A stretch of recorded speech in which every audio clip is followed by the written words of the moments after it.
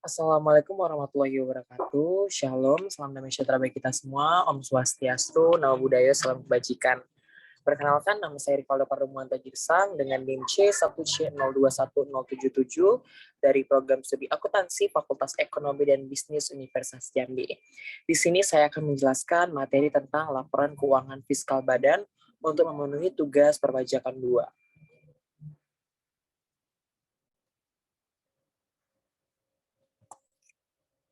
Baiklah, yang pertama yang akan kita bahas yaitu adalah koreksi fiskal.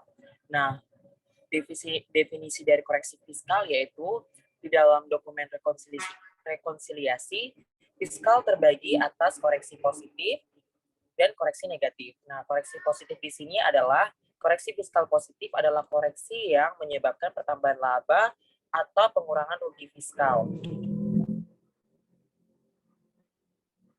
Sehingga laba fiskal lebih besar daripada laba komersial. Dengan kata lain, rugi fiskal lebih kecil daripada rugi komersial.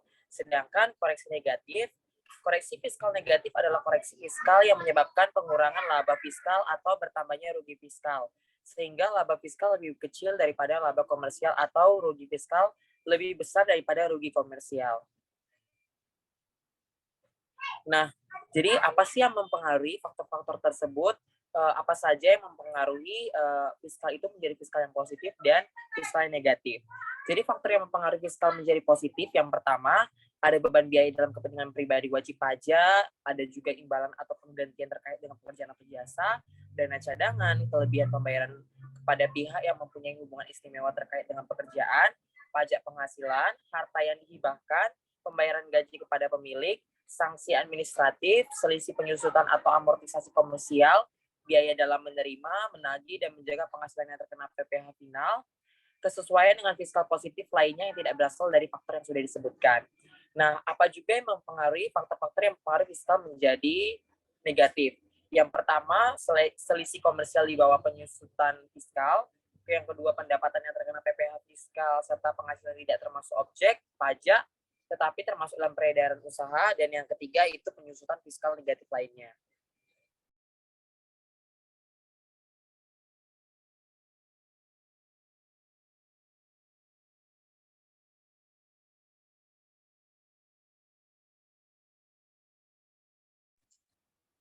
Dengan begitu, dalam perpajakan ini, wajib pajak tak harus menyusun pembukuan ganda, tetapi cukup membuat satu pembukuan yang didasarkan atas standar SAK.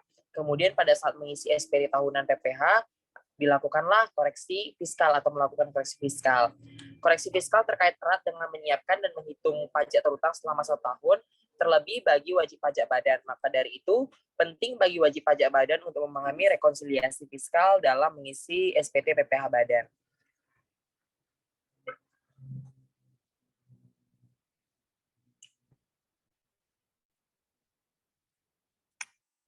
Rekonsiliasi fiskal terbagi atas 2 jenis yang didasarkan atas perbedaan secara komersial dan fiskal, yakni yang pertama rekonsiliasi beda tetap dan yang kedua rekonsiliasi beda waktu.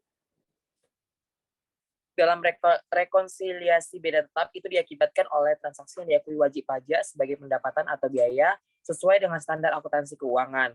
Rekonsiliasi beda tetap membedakan antara laba kena pajak dengan laba akuntansi sebelum pajak yang muncul karena transaksi yang mengacu pada undang-undang perpajakan tidak terhapus dengan sendirinya pada periode lain. Nah, rekonsiliasi beda waktu itu disebabkan oleh bedanya waktu antara sistem akuntansi dan sistem perpajakan. Jadi transaksi yang menurut akuntansi komersial dan pajak sama, tetapi perbedaan terletak pada waktu alokasi biayanya. Itu saja materi yang dapat saya jelaskan mengenai laporan keuangan fiskal badan. Kurang lebih saya mohon maaf. Saya akhiri. Terima kasih dan wassalamualaikum warahmatullahi wabarakatuh.